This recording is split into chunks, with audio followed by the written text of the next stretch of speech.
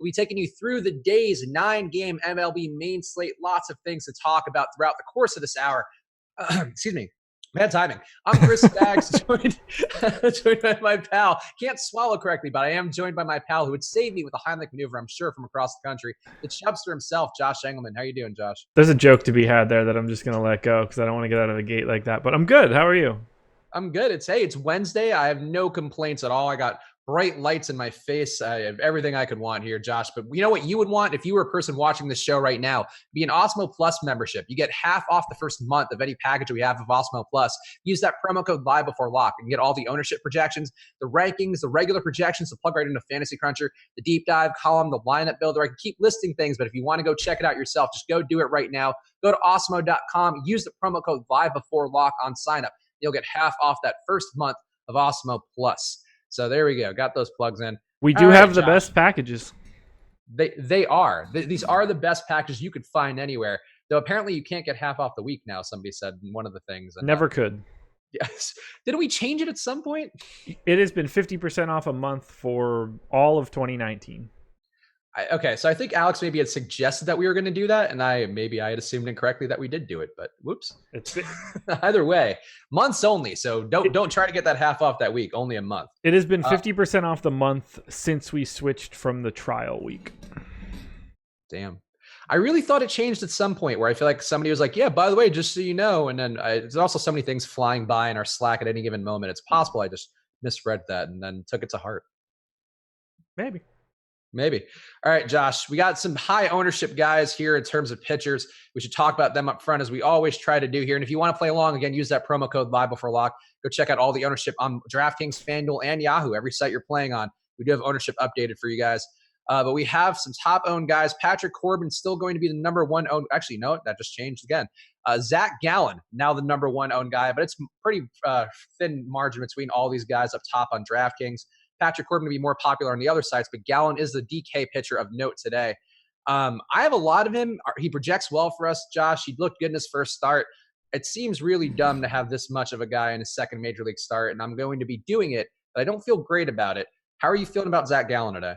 I've liked him all day. I woke up thinking that I was going to be on an island a bit, and as it turns out, the boss man likes him even more than I do. So, yeah, I get it. The price is perfect, especially on a slate like this where all of the legitimate ace arms, well, they were scheduled to pitch on the early slate.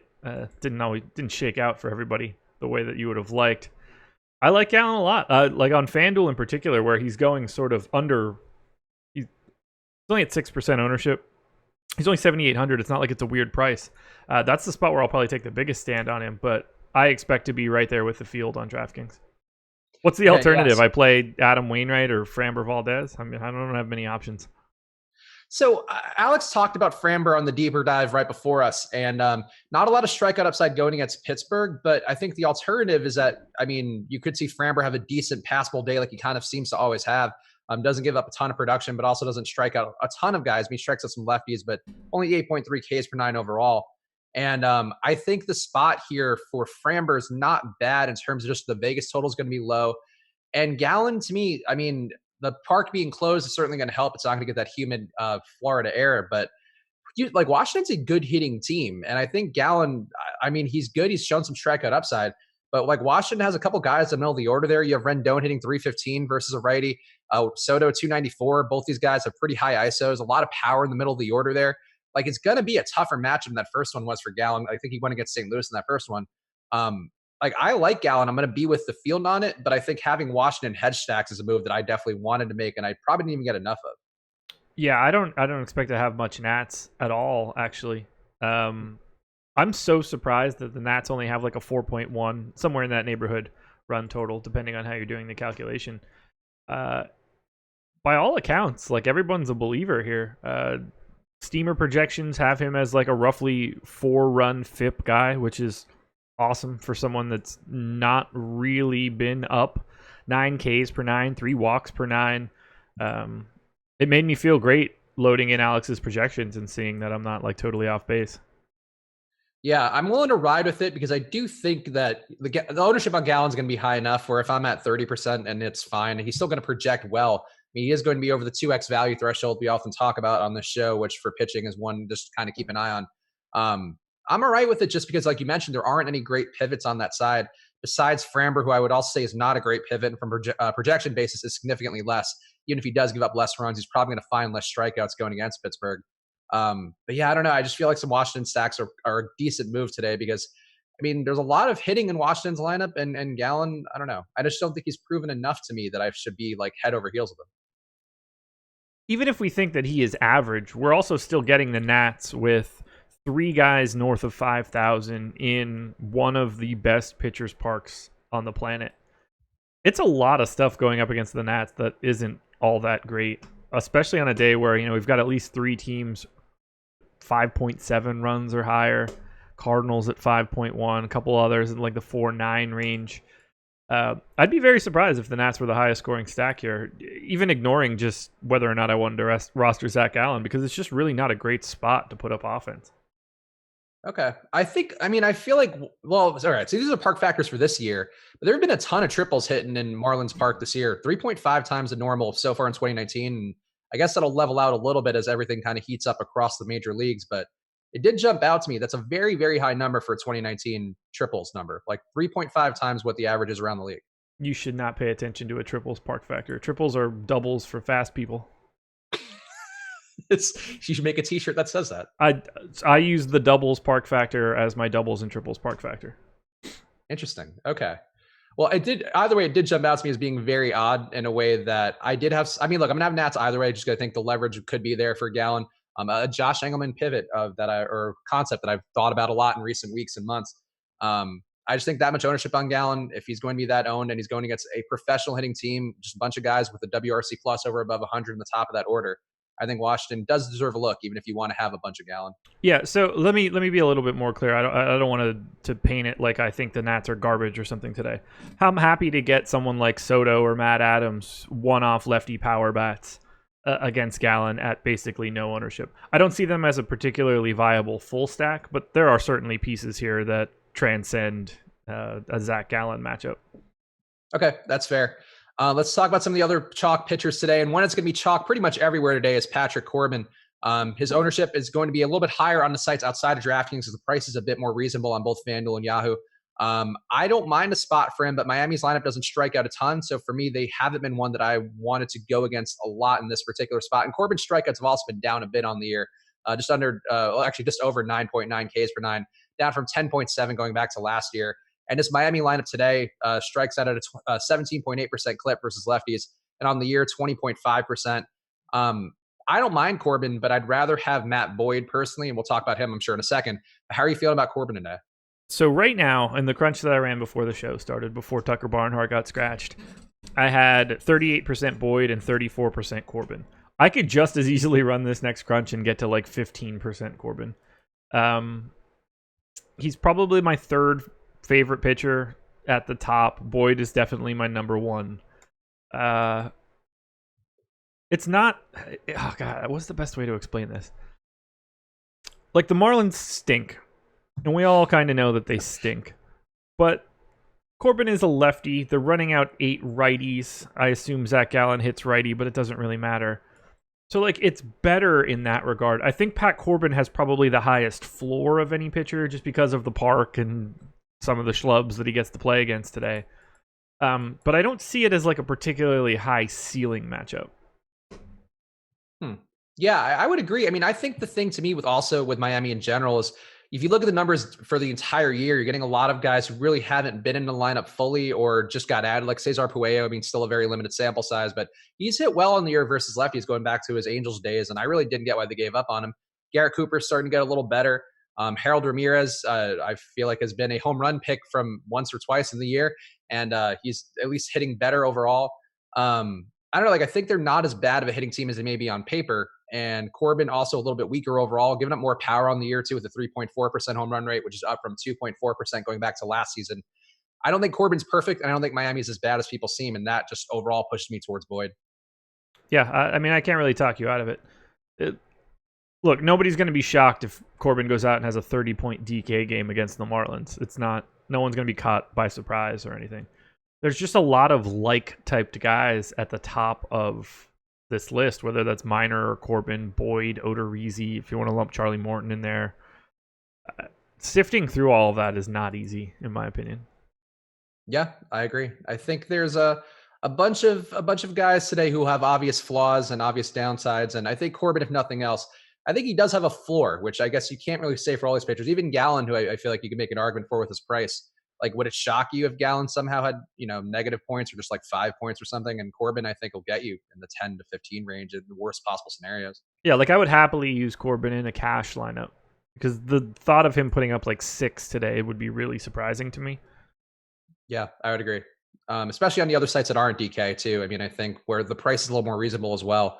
It's a pretty good spot to go to Corbin, even though he may not be as exciting as you'd want him to be. Let's go on to Matt Boyd because he is a guy who I like a lot today. I think the spot for him is good. I know Alex raised some concerns with the weather in Detroit. It is going to be a pretty hot day by Detroit standards, mid-80s temperature. But I think Texas has been so bad versus left-hand pitching. I mean, this particular lineup they have today, 27% aggregate K rate, also a 66 WRC plus for the lineup. And Alex raised one point, which I thought was interesting about how, if you're going against lefties, it's probably not the best to worry about the splits because we're getting a lot of good left-handed relievers who are probably going against Texas. But Boyd's been good enough. I mean, 11.2 strikeouts on the year per 9, 13.2% swing strike rate. He's got all the things that I would look at to say that he can have a decent day today or a good day even. And I like the spot. Any reservations at all with Boyd going against Texas? 0. Okay. Absolutely 0. He's for sure my favorite guy for today. Now, it's not like he's 1A or number 1 and like these other guys are fighting for 4th or 5th. Like, he's marginally better than Mike Minor to me. He just happens to have a really solid price to back it up. Would it shock me if a couple of these Rangers guys got a hold of one? Absolutely not. But I think matchup, park, run total, talent, I think he's got the best price. I think he's got the best combination of everything today. Yeah, I would agree. I think it's a nice spot for him. I think the price, could be a little bit cheaper on DK, but I really don't have an issue with it because you have Corbin who's a little more higher priced and Minor, you mentioned as well, significantly higher priced. And I don't think it's a great spot for Minor going against a Detroit team who really can only hit lefties pretty well. I mean, and by pretty well, I mean a couple guys who can do it. I guess you mentioned Minor. Are you going to have any of him today? I am. I don't know how much it's going to be. So I had 13% on my last crunch. He was at 11 from the public. I did have double the field of him on FanDuel, and I think that's probably the more likely scenario where I get a little bit north of him. But he looks good. It's not as if the Tigers are any great shakes. This is kind of the same matchup as Mike Minor has the same matchup as Pat Corbin, only the ballpark isn't as good. Yeah, I mean, a little more strikeouts, I would think, in this Detroit lineup than Miami has. But sure, agreed. Yeah. Just a similar, lots of righty dudes against a lefty, but the pitcher is still the best guy out of that entire group, outside of maybe Castellanos. Yeah, like Castellanos, I mean, what always jumps out to me whenever the Tigers are going against the lefty, you got Castellanos with a 163 WRC plus, Cabrera with a 151, even though the power hasn't been there for him. At least I think psychologically we all talk about, Cabrera doesn't have power. Going back to last year, he still does have a 194 ISO versus lefties, which I think is noteworthy. Making a ton of hard contact, even if the results haven't been there for Miggy. It's not a bad spot. Goodrum, too, also hits lefties pretty well. I don't think it's a perfect spot for Minor, and at his price, I think you need a perfect spot. I guess. I don't really trust anybody today. It is kind of an iffy slate. I mean, there's always upside. We're all playing the same slate at any given time, but I do feel like there are a lot of question marks across the board in the slate, especially with the pitching, where I don't feel particularly confident with any of these guys. So I have my target score metric, which is, how often a player hits a certain score. On DK for pitcher, off the top of my head, I think it's 20, but I could be wrong. It might actually be 30 now that I think about it. Like Minor's at around 13, Corbin 11, Boyd 13, Odorizzi 9. I mean, the difference between 9% and 13% here is nothing. It's a rounding error basically. I'm having a hard time picking between those guys. So it's going to be whoever fits best for salary, and randomness is probably just going to flatten most of these guys out. Okay. Yeah, that seems fair. Anybody you're getting, I guess, as a leverage pitcher. I mean, Pivetta, I know, is going to get some ownership going against him. He also has some ownership going for him. I guess anybody like him. I mean, Pivetta is just going to be so highly owned. I guess over 20% on DK. I think pretty comparable everywhere else. Are you getting a lot of Pivetta or any Pivetta? Less than the field. I expect to stay under the number on Pivetta and Darvish when all is said and done. I'm not. I guess I understand why I would want to get to him at 7,300. The strikeout upside is there, but I prefer getting to the Mets more so than I prefer rostering Pivetta. If I had to choose one, like if I was playing one lineup and you were telling me you have to have either Pivetta or a Mets stack, I'm for sure taking a Mets stack. Yeah, I'm fully agreed there, which also kind of makes me think. So I've seen enough people talk about the Mets today and their potential for blowing up Pivetta. And Pivetta, if you just look at his numbers on the year, giving up over 10 hits per nine, giving up a 5.5% on run rate, 43% hard contact, all those numbers up significantly for him this season. I think his ownership may be a little bit lower than we have him pegged for right now. And I wonder if the Mets ownership is going to be a little bit higher than we have as a result. Wait, you think that Pivetta's ownership is going to be higher? No, Pavetta's going to be lower and the Mets are going to be higher. Oh, okay. Sorry. I was like, I don't think they'll both be higher. No. I think Pavetta's going to be a little bit lower because I just feel like I've seen everywhere industry-wide and people in the comments in our premium Slack and, of course, our content as well. I think we've all pretty much been like, yeah, Pivetta, not that great. He's got some strikeout upside. But I think people are going to look at the numbers and kind of go the other way a little bit more than we have. And I think the Mets have been doing it a lot. I mean, they've blown up popular pitchers over and over again. I kind of wonder if there's maybe some opportunity with Pivetta more than there was earlier in the day. If you're right, I'm going to be mad that I don't have more Pivetta. Yeah, like I like the Nets too, and I think they happen so easily. They happen a lot with our projections too. It's just one of those things where I'm like, I thought it was going to be this way. I think our ownership says one story, and I'm curious now if maybe it might start to ebb the other way as we get closer to lock, especially with an hour before, like with all the lineups in. Wouldn't shock me. Yeah, just a thought. If people are playing lineups out there, I wouldn't necessarily heavy up on Pivetta, but I think if you match the field on him, you actually, or what we project the field to be with 22% ownership on DK. Where is he elsewhere? He's only 16 or 18% on FanDuel right now, and I think way less on Yahoo. He's 26 on Yahoo. Yeah. Oh, was there an update? Yeah. Okay. Yeah. So I mean, look, I think if you had that number as your target for his ownership, I think you would actually end up being a little bit over the field. But that's just my guess because I've seen a lot of comments today just bashing Pivetta and people being like, Mets, let's go Mets. And I like the Mets too, but at that point it starts to wonder. Pivetta's just had a weird year. Mm-hmm. All the Phillies pitchers have, honestly. Yeah, they really have. Although I can really only picture 3 Phillies pitchers right now. So I guess Eflin. What else am I missing? Nola. I'm picturing Nola, Velasquez, Pivetta. It took me a second to get to Eflin. Who am I missing? Eichhoff. Yeah, there's one. I'm missing him because I don't think I've rostered him this season. There was one day that Jake and I loved him, and that was the one day that he was really good this year. And I think every other day it's been a crapshoot at best with him. Yeah, I've barely had him this year, so that's probably why I didn't get to him immediately in my brain. Are you getting to any of the cheap, weird guy? Well, I guess we should talk about you first because you did mention him in passing. I don't mind you or the Soulja Boy interpretation of his name. The strikeouts are there for him, and I know that Braves really don't strike out at all. I mean, in today too, this lineup they have, I think it's being dragged down a little bit or enhanced rather by Keuchel, who also hasn't struck out so far in the last year and change in the majors versus a righty. But yeah, I don't think it's a bad spot for you, even though that 17% K rate versus right-hand pitching in the projected lineup or the confirmed lineup rather is pretty low. Yu's been getting 10 strikeouts a game, and he's going to give up home runs. He's going to give up walks. He's an error-prone guy, but he does have the upside, and I think you could say that for him. You probably can't say that for many of the other guys, excepting Pivetta, I guess. So when I say that I would rather have Pivetta than you, that's probably not going to go well here, right? I mean, I would say I prefer you personally, and I think he projects better for us too. You should prefer me. Oh, you mean Darvish? Yeah, I prefer both yous. Yeah.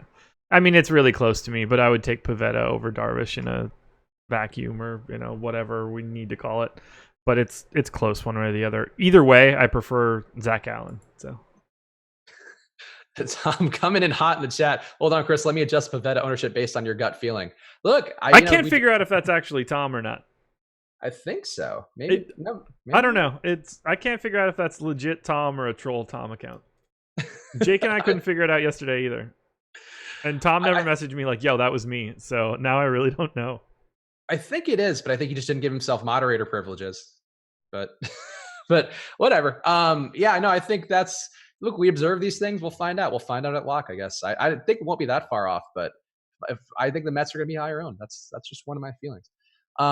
Yeah, so I think the issue with you really is obviously the giving up a ton of power. But I don't know, man. Like the Braves don't strike out a lot, but they strike out so little that maybe aren't they due to get up some more strikeouts eventually? I don't think that's how that works. Isn't it? I don't know. I think you is good. Like Yu's at least good in terms of getting strikeouts from a fantasy perspective. I don't mind taking a crap or like a dice roll with a guy like you when he's got over 10 strikeouts per nine. Yeah, I mean, again, I don't want it to seem like I'm not going to get to him because I am. He's just like I don't find him particularly interesting. If I got 0% or 36% today, I don't think I would care all that much. Yeah. Okay, that's fair. Which is weird, but it's just kind of the way that pitching is shaking out on this main slate. Yeah. Oh, actually, I'm looking at my exposures right now. I actually have the exact same amount of you and Pavetta, so I guess I really didn't take a brave stance on that one. Fantastic.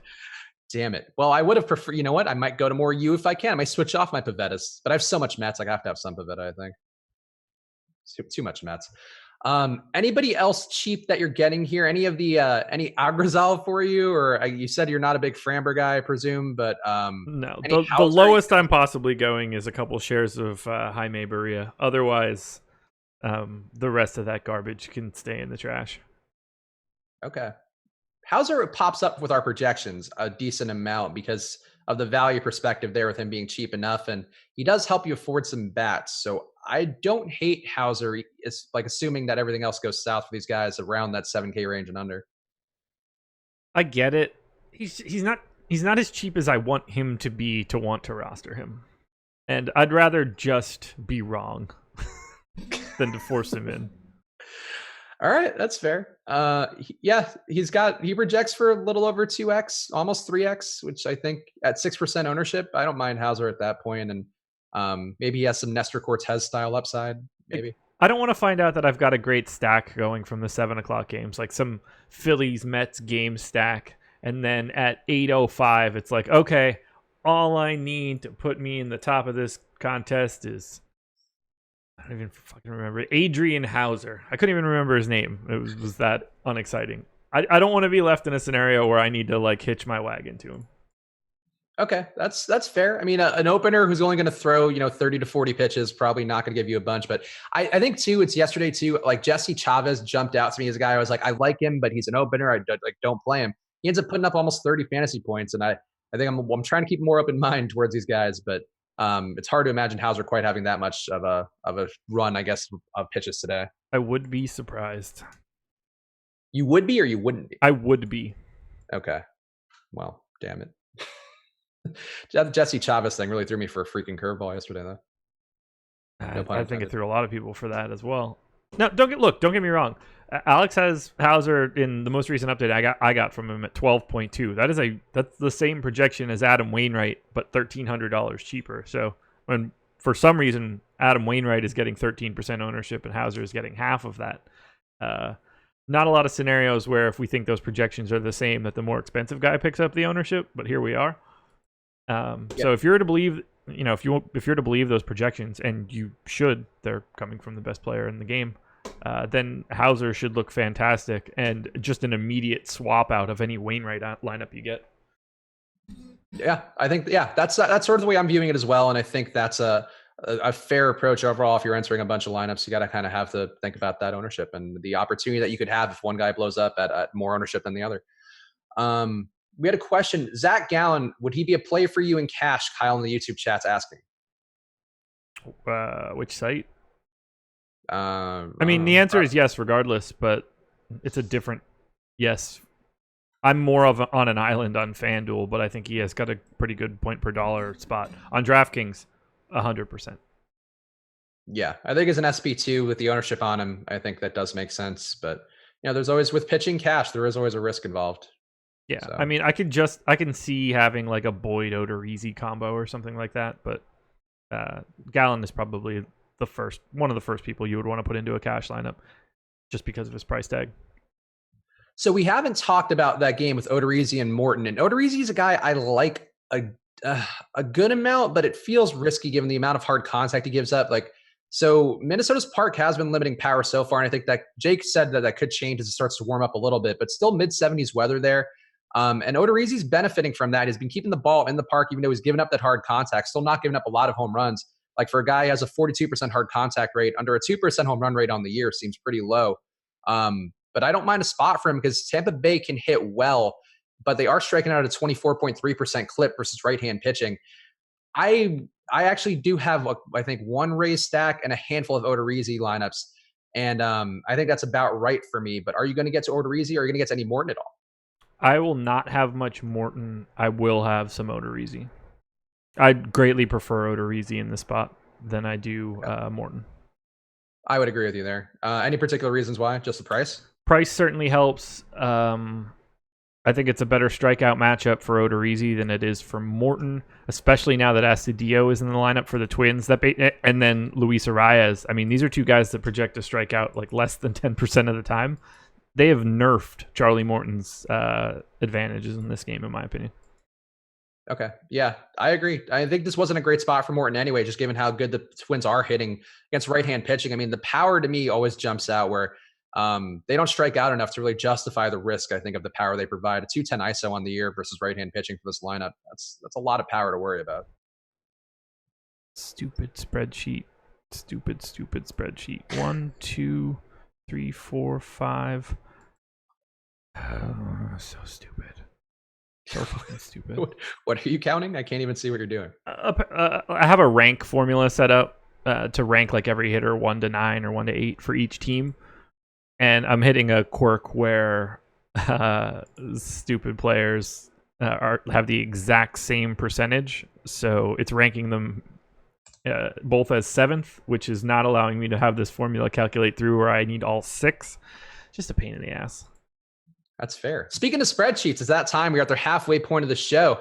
We have to do our dong picks. And on the year, the standings, Emac still in first place with 14 total dongs. Jake now in second place with 13 total dongs. Damn it. That's Saturday. He got a double dong from Azar. That screwed up everything. Oh man. Damn it, Jake. I'm in third place now with 12 total dongs. Josh in last with 11. And the correct picks, it's Emac 14, Jake 12, me 11, Josh 10. So the standings still hold up there.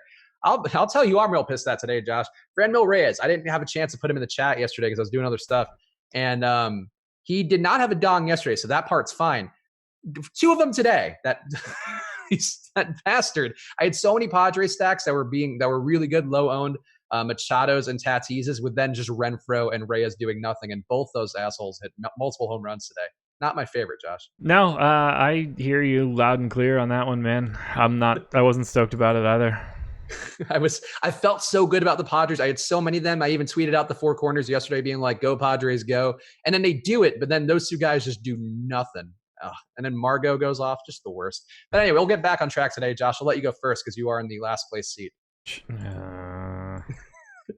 I was trying to be nice, but I guess it's just more of a reminder of your last place nature. It is. So I think that I need to just go personal chalk here. The question is, who do I want to take? Give me Rhys Hoskins.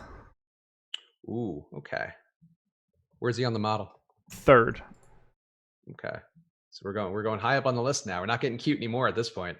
Yeah, I don't like it. I don't like the way things are shaking out right now, so I'm going to go on the other side of the same game and go with the polar bear, Pete Alonso.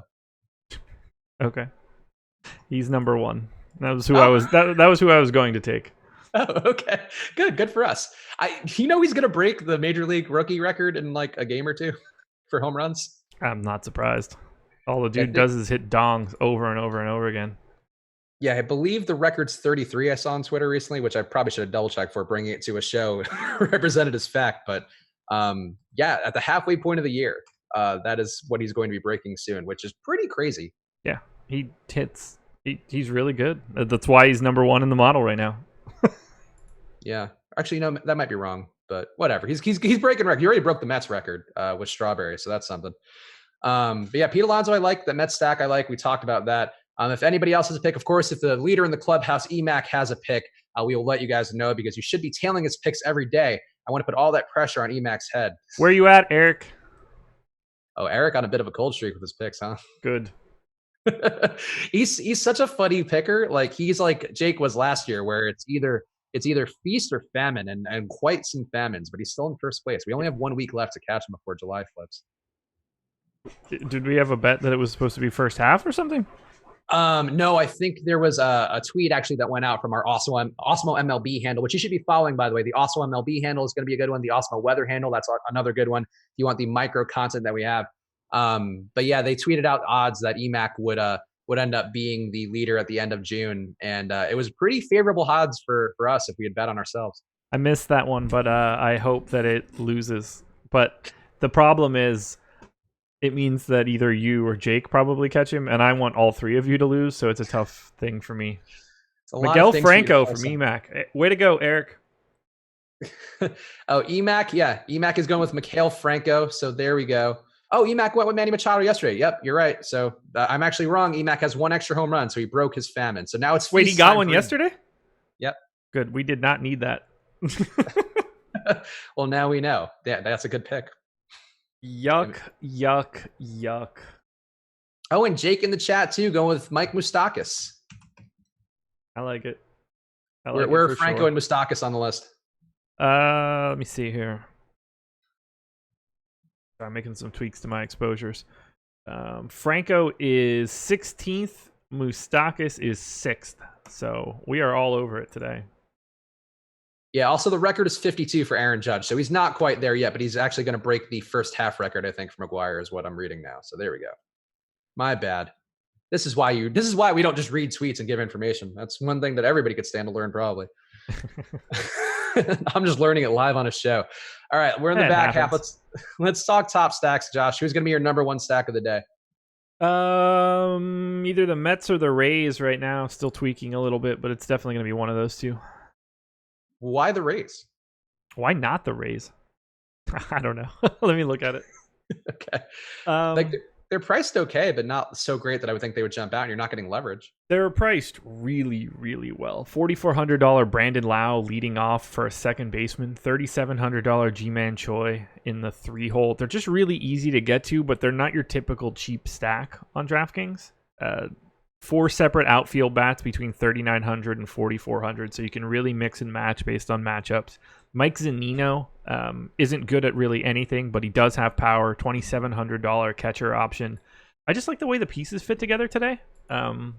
It's not awesome because I think that Odorizzi is not someone that I really want to tackle, but to me personally, I think that the Rays are going a little bit under-owned for sort of where their prices lie. Yeah, I mean, they're hitting well versus righties on the year, and I don't hate the idea. And that's actually why I do have some concerns about Odorizzi, because he is giving up that hard contact, and hard contact doesn't only mean home runs. You could also just be hitting liners to the gap, and that's what the Tampa Bay team does well. It's just generating runs and creating runs. I mean, this lineup they have today, the lowest WRC plus for anybody is Zunino, who you mentioned, and he's got a ton of power, so it kind of balances out. So yeah, I don't hate the Rays stack, and it's definitely not a bad idea. I'm just surprised they'd be one of your tops. That's surprising. And just so I'm clear, I still have a similar amount to the field of Odorizzi. I'm basically on both sides of this game. Okay, that's fair. Yeah, let me look at mine actually. Let's see who I have number one. So for me, the number one I'm going to have is actually Milwaukee. Our projections do push you there pretty heavily. And I'm afraid to not have Milwaukee because that run total today came out a little bit late. When I was doing the Four Corners video, I don't think there was a Vegas line officially established yet because of the bullpen game or whatever was going on. Milwaukee getting 6 implied runs for them, which is very high. Going against Wade LeBlanc, who's not good versus lefties or righties, even though he is a left-handed pitcher, in a park that's going to give up some lefty power, and you have some quality lefty hitters as well. I don't mind the exposure to Milwaukee, but it seems like the ownership is actually coming up pretty handily on them. Where are you going to be vis-a-vis the field with Milwaukee? Basically right on it. I'm tweaking it right now. As of right now, I'm just a hair under it, but I'm bumping that up to just get a little bit closer. But that's where I'm at right now. So, yeah, I'm almost neutral to the field on the Brew Crew. My biggest fade right now is the Astros. Okay. Any reason why? Let me pull it up here. You're afraid of Agrizal primarily. Yeah, that's pretty much it. Just so much Dario Agrizal. respect. Now, I'm going to be honest. I honestly don't know what is causing them to not show up. Outside of the fact that it's not like the cleanest stack in the world, but their pricing isn't bad. I just think they're going a little over-owned, and that's sort of the piece where I'm finding it easier to hedge against some other guys. So guys like, or teams like the Mets and against Pavetta's ownership, the Rays against the Odorizzi ownership, the Braves against the Yu Darvish ownership. These teams are naturally climbing, whereas I don't really have a reason to push the Astros any higher because Agrizal isn't getting any love. I'm a little nervous about it just because of the raw talent on the Astros, but that just happens to be where the line is being drawn in the sand for me today. Interesting. Yeah, I mean, I think the thing that would jump out, I mean, the high total for Houston, the fact they're getting healthier too, but the prices haven't fully caught up to that, I think would be a positive. Like really the only high price guy, I mean, you could say that Springer and Bregman are on the cusp of it, but Jordan Alvarez is really the only one who I feel like is kind of an onerous price. You have Altuve in the 2-hole hitting at 4,100. I like Houston. They come up a lot in our projections, and I'm afraid to not have them because I feel like as a stack, they have about as much potential as anybody. And yeah, I'm with the field on them. Yeah, that's the only piece that scares me. But they're at 10% aggregate, which is second highest on the slate. I have 1.5. Ooh, okay, that is a big discrepancy. It is a very big discrepancy. Who is one that you have a lot more than the field on? Rays and Mets are both close to double. I'll give you the legitimate number after this refresh finishes. I clicked off the tab. Yeah, double the field on the Mets.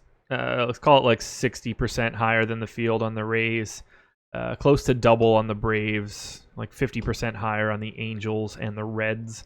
Those are the main spots. And then close to double on the A's. Yeah, the A's, I saw, not to give away, but this is kind of information you'll get in the premium Slack. Our boy Shit My Money, Adam, was talking in the premium Slack that looking at some of his pitch type data, the A's graded out a little better for him than he expected going against Adam Wainwright. So something to note there. The A's are interesting to me. I was afraid to go with Wainwright for all the obvious reasons that we've kind of hinted at. He's just not very good, particularly versus lefties. And I think even if there is only a handful of them in that lineup, that's enough to give me pause with going against Wainwright at all, or so going with Wainwright rather at all. But this lineup here is pretty strong. I mean, a lot of guys here with power, even though St. Louis's park has not been great for power.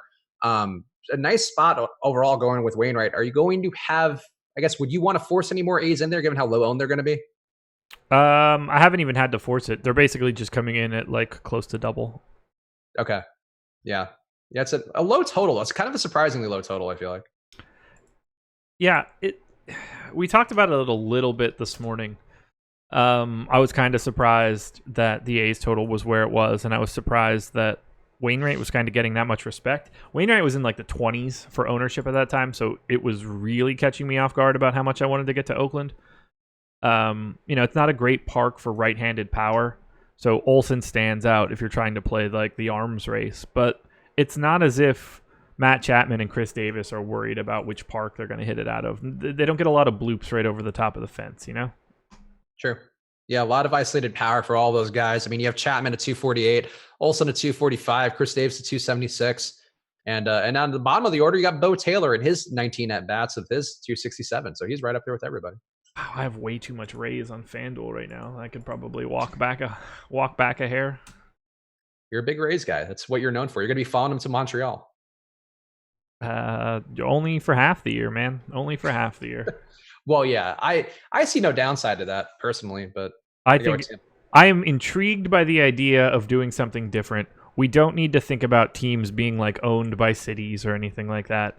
But boy, is that a logistical nightmare for people to be like bouncing across country lines and paying taxes and living in two separate places. That's a pain in the ass. Yeah, I feel like it's one of those things where they're just reaping what they sow for the area not being the best for supporting the team. And it sucks, but I guess you got to try something at some point. Yeah, like do you need to have two separate staff for localities? Like how many people work for the Rays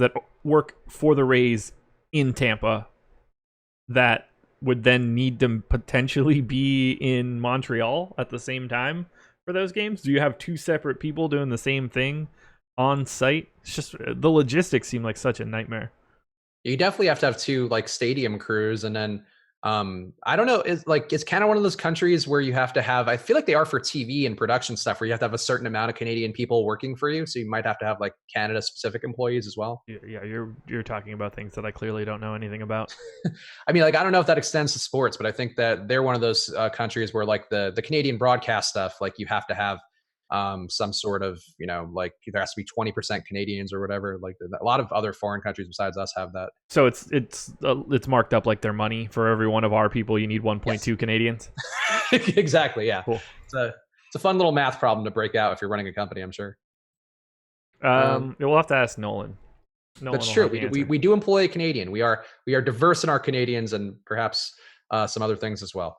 I'm looking at the chat right now. A lot of questions in the YouTube chat. Of course, if you're not a premium member, go check that out right now. Use that promo code live before lock. You got some time left, got 20 minutes before lock. So check it out. Get all the ownership projections, the rankings. Use that lineup tool. Use the top stacks tool. The top stacks tool is one thing which helps a lot of our guys on staff start to figure out which lineups they want to approach and which teams they want to get more than the field on. So check it out now. Use that promo code live before lock for half off the first month of Osmo Plus.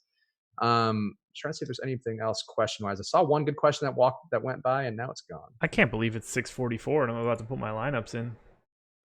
A relaxing day with all the lineups coming out early. It's really nice. It's really nice of them. They should think of us more when they're doing these things. the innocent DFS hosts are just trying to make things work every day. We're always scrambling. Just have them all come out before 6 o'clock Eastern time. We're good to go. Exactly. I don't think I'm asking for much. No, definitely not. Also, hit that like button, guys. We don't really pander for likes during the show enough, but the likes mean a ton. We got 600 plus people in the room right now, so please support the channel. Help us keep the lights on and hit that like button right now, por favor. Anybody else weird who you're getting stack wise? I actually, well, this team isn't weird, but they're one that I like a lot, and the value I thought was going to drive up their ownership a bit more, but it's not quite getting there. I like the Reds a lot, and I know you said Barria is one of your pitchers, but he's been really bad on the year, giving up a 1.7 whip, a 5.3 xFIP, also giving up a lot of power that seems like it should convert to more home runs than he has given up, 2.3% home run rate on the year. So Cincinnati, to me, grades out well, and the park shift shouldn't hurt them too much because Angel Stadiums are giving up a ton of power as well. Any Reds thoughts overall?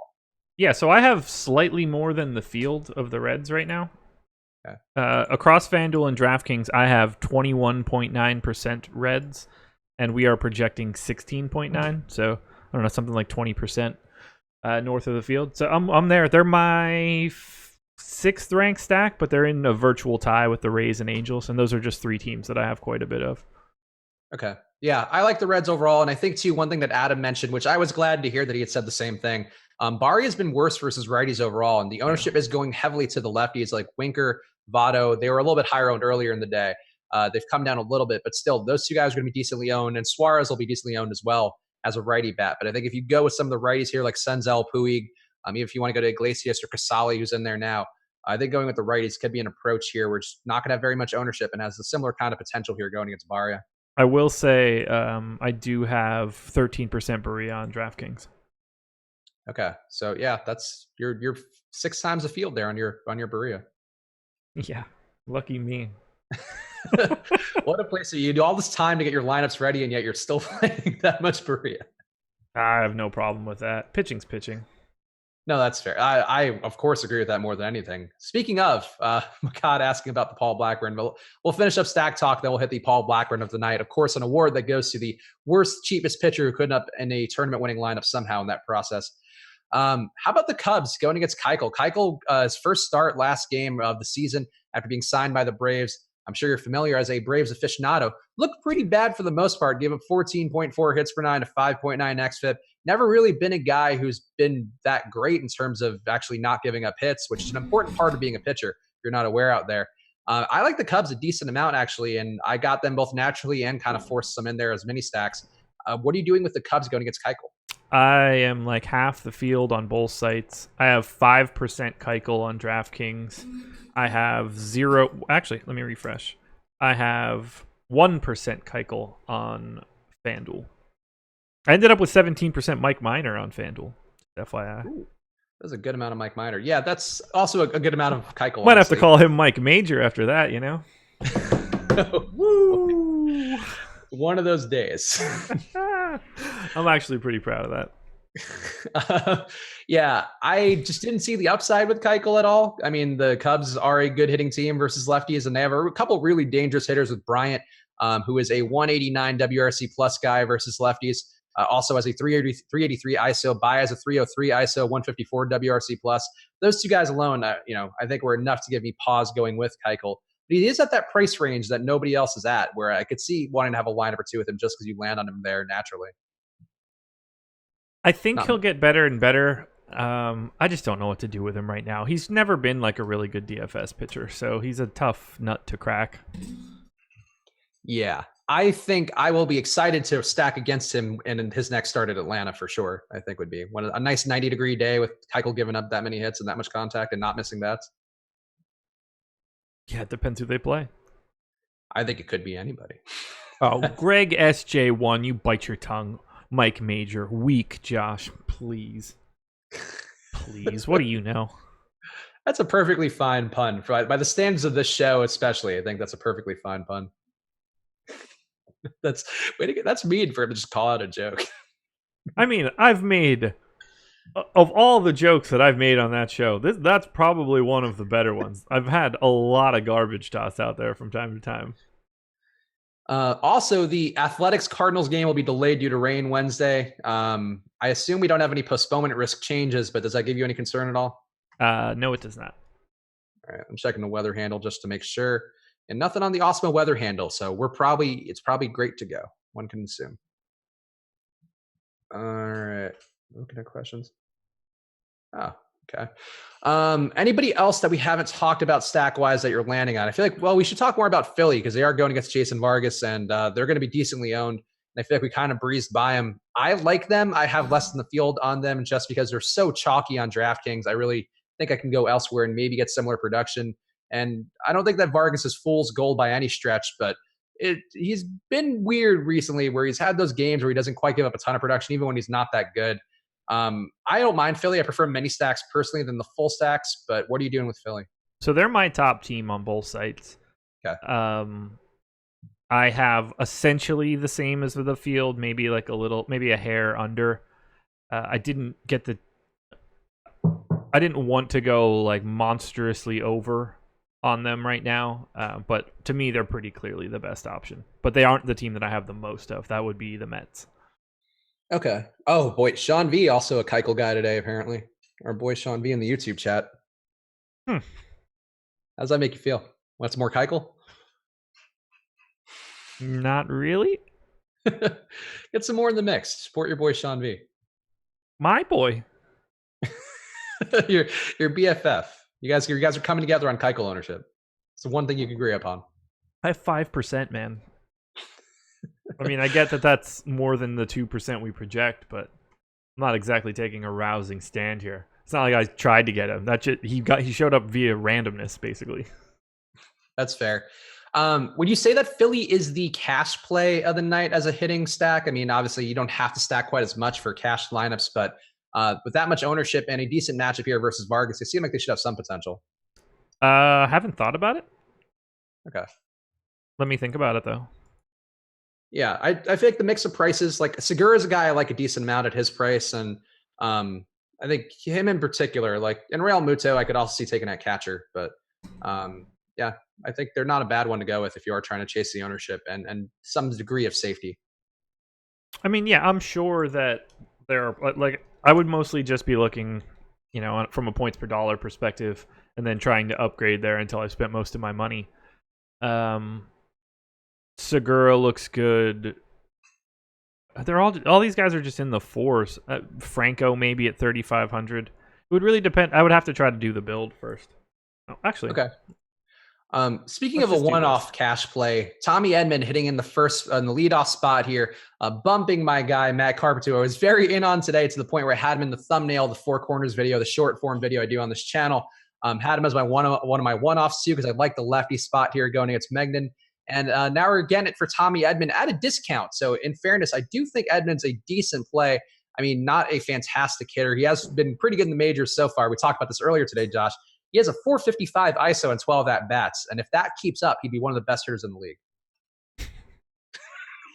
But would you say that he's a good cash play today, given his very, very cheap price, and he's getting a leadoff spot against Megden? I would say that, yes. Would you say the probability of him being one of the best hitters in the league, if he continues to spray it up, is very high? Yes, I would.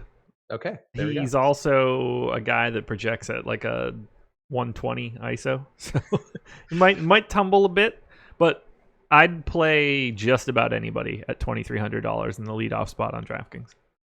Yeah, I played Kyle Garlick some yesterday. I think I could play Tommy Edman. Yeah, actually hitting leadoff. It's. I mean, I would if Jeff Mathis were hitting leadoff, I would have, depending if I were playing cash, like I would have Jeff Mathis, I would have him in quite a bit of lineups. I have 10% of Edman here on the Cardinals, but that's just basically because I don't have much Cardinals. He's a fantastic play because of that price from a value perspective. He should be the first second baseman you put into your lineup in a cash game, and then when you realize that you have a shit ton of money left over at the end, you start making your upgrades for a bit more expected fantasy points. But he's got to be the first guy you put in there. He's not even minimum salary on Yahoo or FanDuel, but he's $2,300 on DK. Sometimes I don't know what they're doing. They just want to give you those little trinkets in case you're, I don't know, so they have something to talk about in their DK Live content. So that's probably the reason why. Do you like Tommy Edman in tier 7? Is he your cash game lock today? Tommy Edman in this, he would be a tier 7 play too, going up against like Jeff Mathis, some other assholes. Who even else is in that price here today? Oh, Yadiel Rivera for Miami would also be there, 2,100. Jeff Mathis is 2K. John Hicks is 2,100. Yeah, I mean, okay. So of the three guys we named, Mathis, Hicks, Rivera, Tommy Edman is like 1,000 times better than them today because he's hitting leadoff and not 8th or 9th. It changes everything. I have Edman like multiple points higher than those goons. Yeah, I would agree. I think it looks like a nice spot for him overall. And Megden, too, also just not a great pitcher. He's decent limiting damage overall. 1.2 whip going back to last year. That's been up to 1.7 this year. But just doesn't miss bats well. I mean, I think that's sort of what you're hoping for with him. And Edman doesn't strike out a ton either. 15% K rate so far. He's probably going to be like a league average strikeout guy. I think it's a decent spot. By the way, I ended up getting to 23% Patrick Corbin. Okay. That's fair. I would still have more Boyd, though, right? 33% Boyd. He's my most owned pitcher. It's him and Zach Allen. Okay.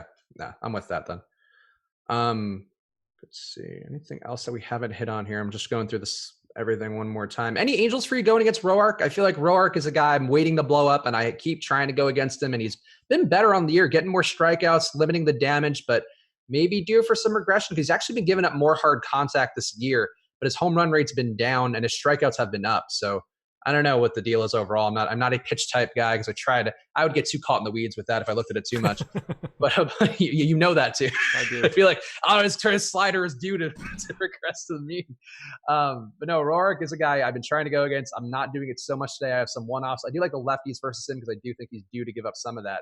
But would you go with Roark or would you prefer the Angels? I prefer the Angels. I'm 9% on FanDuel. We project like 5.5. I have 8% on DK. We project like 5.5. Yeah, I'm grabbing some Angels. I'm mostly just like a hair north of the field here. Okay. Yeah, I don't mind the Angels here. I think the lefties too, having La Stella in the leadoff spot is pretty interesting. Ohtani still priced really well, I think, or his price actually come back down to earth a little bit, but it's a good spot here. Roar giving up a 1.5 whips to lefties compared to a 1.1 whips to righties and giving up some more power, giving up some more everything. I think it's a nice spot to go to some of these lefties here. And also the Angels Park has been one of the better hitting parks on the year in terms of power. So decent spot. Okay. This guy, I'm sure this guy's not affiliated with the YouTube channel that he's spamming about. A lot of people just like to promote other YouTube channels on the other YouTube channel pages. Yeah. All right, let's do the Paul Blackburn of the night for our boy Makad. Who would be this pick for you, Josh? Of course, the historical award that goes to the cheapest, worst pitcher who could end up in a tournament-winning slate or lineup, rather. Does Jaime Barria count? He's owned 2% today, right now. Alex projects him for under 10 fantasy points. Yeah, I would say that works. Well, then there he is, because I've got 13. I'm going to say, All right, so this one, well, no, the obvious one's Jason Vargas because you're getting leverage on all that Philly ownership, so that whatever. But I'll make a more exciting one because his numbers kind of baffle me. Dario Agrazal is a guy who I don't want going against Houston for sure, but his swinging strike rate and also going back to the minors, I looked at his numbers there too. So he misses bats well, but can't finish guys off, which I know is a funny sentence to say, but you just can't get him out. He just can't.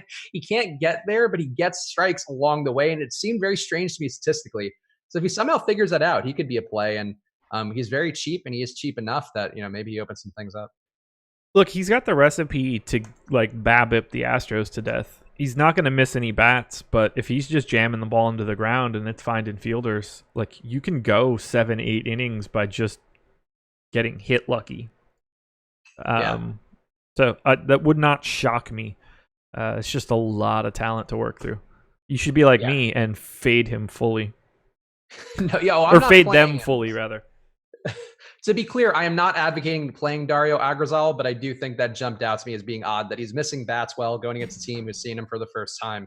And they already really, really good team seeing him for the first time. Maybe that gives him a bit of an edge that could be helpful here. And I don't know. That's just my thought. Yeah, he got absolutely shelled in AAA on Thursday. Sean V says that he's not a good pitcher. That means he's definitely getting shelled today, right? Yeah, it's not the Frankie Montas Award for a pitcher who's suddenly really good for really strange reasons. Wonder how that happened. Let's see. Another ownership update. All right, we got another ownership update. If you're premium, if you're not premium, use that promo code live before lock. Get half off your first month. Can't imagine anything changed that materially at this point. I don't even want to look. New chalk pitcher, Dario Agrazal. I was going to say the same thing. I didn't know if I should. Matt Boyd stole number one owned. And yeah, there's a cluster to Tommy Edman, though, soaring up the charts in ownership. Now higher owned than Patrick Corbin on DK. I just assumed Tom was making changes based on your gut feel. It would be funny if you found some factors that drove Pivetta down. Because actually, wait, did Pivetta come down in this a little bit? Oh, he came down a little. He came out down a percentage point. That might have been my gut instincts driving that down. What's he at right now? 21%. That's exactly what I have him at. So. Oh, I think he was 22 in the most recent one I had. So that's. I had him at 22 as well. Okay, so yeah, that 1% drop was me being like, I don't know. Feels like people are really like crapping all over poor Nick Pivetta.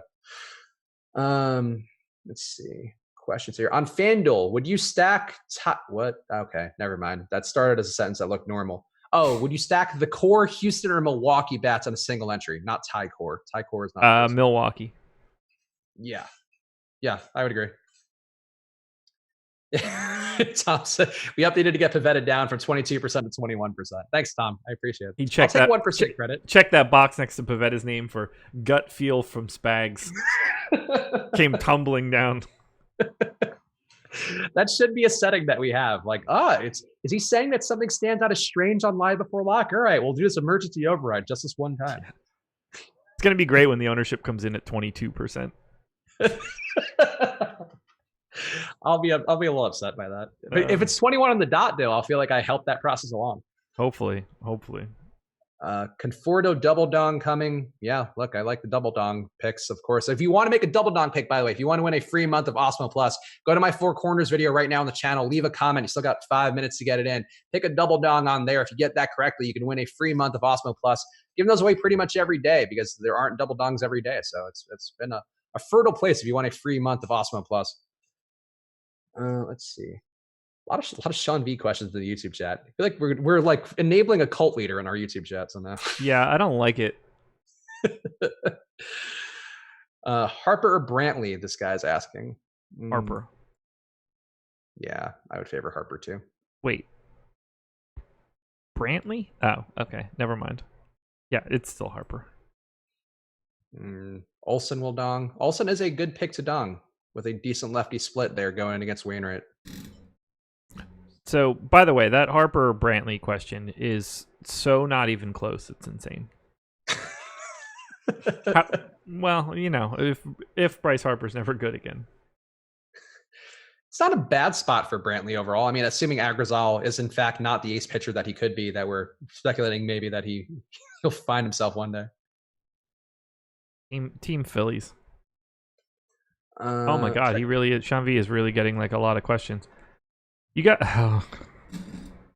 What's the best way to what's the best way to handle this? How do I tell everybody in chat that they're making a gigantic mistake?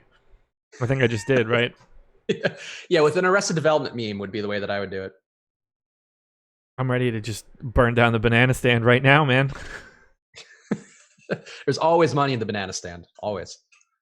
I didn't know you meant literally. Blake Womack, Rays stack. That is one of Josh's favorite stacks. Yeah, I'm on that, man. Vogelbach, Rizzo, or Votto? Who would be your pick?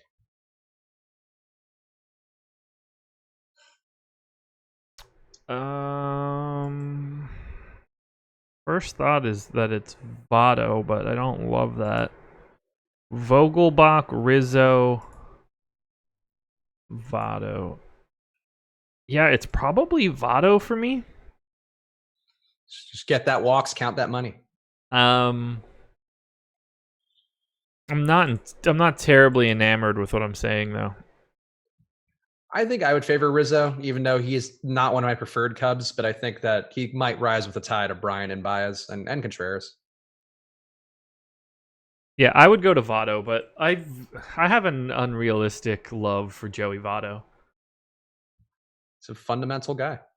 Well, see, my problem is I played so many, I played OOTP baseball, so simulation baseball on the computer for like 15 years, and all I ever learned was like the core sabermetric tenets of those early Oakland teams. So finding guys that like walked a lot, and like I would always go out to get Votto and have him at the top of the lineup. It was just like my favorite way to do it. And I have a hard time breaking free from the thought of Joey Votto makes a lineup better to Joey Votto makes my DFS team better.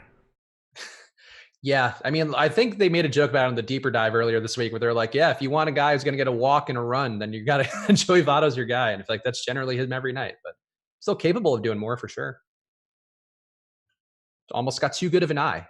Sean V runs this chat every day. You guys never answer questions. At least he does. The answer to just about every baseball question is play 2 lineups. Yeah, that's fair. Or check the projections and ride with them. I mean, we're talking about a scenario where Mike Trout gets 0 fantasy points like 12% of the time. It's really difficult to pick a hitter versus a hitter. These are all, we're just sitting here going, boop, boop, boop, flipping coins, flipping coins, flipping coins.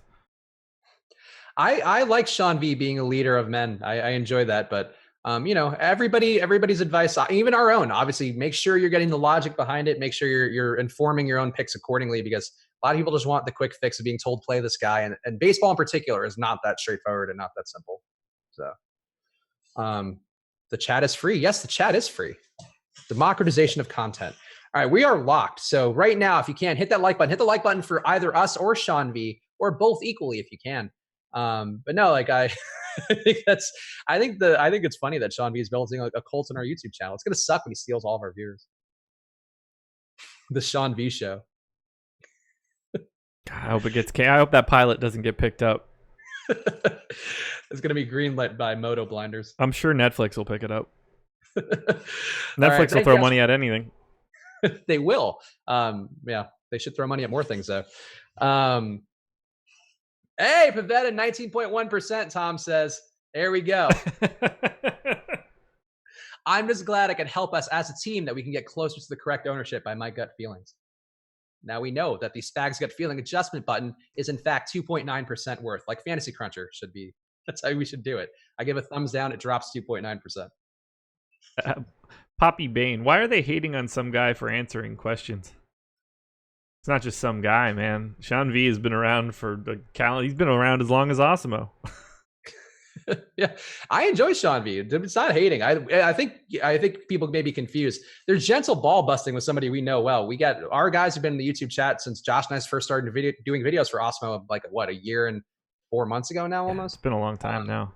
Yeah, it's been a lot of time. Like, we recognize all the names. We know all the people who are in chat, and Sean V is one of the regular ones who've been in here for a while, so he gets a good ball busting. But it is interesting. And we've had McCod forever. T McBee is now in premium Slack with McCod. It's just we had a lot of like early listeners. I had a bunch of people coming from Reddit to join us and sticking around. It's people transition from YouTube chat to premium Slack, but you know who didn't? Sean V. That's true. If Sean you V does listen not more, you support it. can get some more winnings and afford that subscription with 50% off live before lock promo code. One big word. Use the monthly, not the weekly. Or he can use all of his brain power to pick a double dong in the Four Corners video and win that free month. Right, I know. Or go win some money. Go play on Yahoo. Get in one of those no management fee contests. Use the promo code AWESEMO. Get $30 in Yahoo Sports Rewards points. I'm glad we give Sean V all these ways to help him out. He's helping people we want to help Sean V out, but no, it's fun. I'm glad. Like, I think it's fun to see. I like when we have content ecosystems that kind of exist on their own and grow, and we appreciate it. And Thomas Tyner, Thomas Tyner's been one of the regulars as well. Lorenza, a lot of people. I don't want to shout out everybody. I just keep listing names. Kevin's out. Deep Blue. Whew. That was fun for me, man. That was fun. You ever figure out what that guy's deal was? He was just a crazy person, right? He would just come in and be like, Ersan Ilyasova scoring 50 tonight. And the first time he did it, sure as shit, went for 50 or something stupid. And every chat the next day was just like, where's Dark Blue at, man? And then I had that lady of the night come in trying to solicit clients. It's been fun, man. It's been fun. YouTube freaks come out at night. Yeah.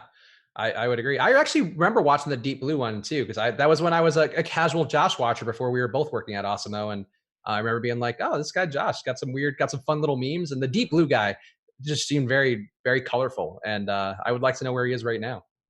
I assume he went broke. Also, a decent probability. Well, there's 100% Ersan Ilyasova takes that could lead south in a variety of ways. Why is premium so much better? Curiously. I mean, it's not just these shows. You get access to every single thing that we have instead of just our speech for 3 hours a day. Yeah. I mean, all the things that we reference here, all the data points we talk about, this is what you get with a membership. And, we're off the ownership clock now. We're off the show clock. So this is actually a legitimate thing. Like, we reference a lot of data points every day, which come from the genesis, the basis of the projections that Awesemo provides, the top stacks tool. And anything you add that's additional to that is great. But ultimately, if you want to just play every day, if you're a person who works an 8-hour shift and just gets off, you just grab the projections, plug them into Fantasy Cruncher, watch some of the videos that Josh has done, watch some of the ones that Alex and Chris Randone have done. It's a really simple process if you have that membership, and not to just make it like that, but ultimately that's what it is. We have all the tools for you. Try to make it as easy as possible, so you don't have to just guess and ask questions for people on YouTube. I just got tagged in something in our premium golf chat, but I want to bring it up here. Is there any chance that it's Sean 5? No, because he would have corrected us at this point. I don't know. Just checking. Yeah. Oh my God, he's talking about himself in the third person. Sean V hyping Alonso. He already hit a double. Okay, that's it. We jumped the shark. We're through the looking glass. Whatever else you want to call it. It happened. I would have preferred a home run from my home run pick, but I'll take the double, I guess. Yeah, you don't get half of one there. No, I should. All right. Thank you guys for watching. Hit the like button on the way out. Check the promo code live before lock if you want to play the night slates again. We talked a lot about the premium content this entire episode, but go check it out. It will help you make you better at making night slate lineups in particular. A lot of our management team does really well on those slates for good reason. Ownership there is key, and our ownership projections for the night slates are better than anywhere else you'll find in the industry. So check it out now. Use that promo code live before lock for half off your first month. And Josh, what do you have going on tomorrow? I don't personally have anything going on. It'll be Laffy and Jake in the morning for the strategy show. I'll be on the deeper dive tomorrow covering for Laffy, so it'll be me and Adam, and then I guess you and Jake on Live Before Lock Thursday, Friday? Yep. So it'll be me and Adam leading you in both days. Well, I think it's actually you and Jake on Friday. I think, unless it changed. I thought this week was you, and then next week is me again. It was supposed to be me. We'll talk about it as off air. Well, we'll find out. Thank you guys for watching. We appreciate the support. We appreciate the Sean V support as well on his behalf. Sean 5, have a great night, buddy. Everybody else as well. Good luck. Later.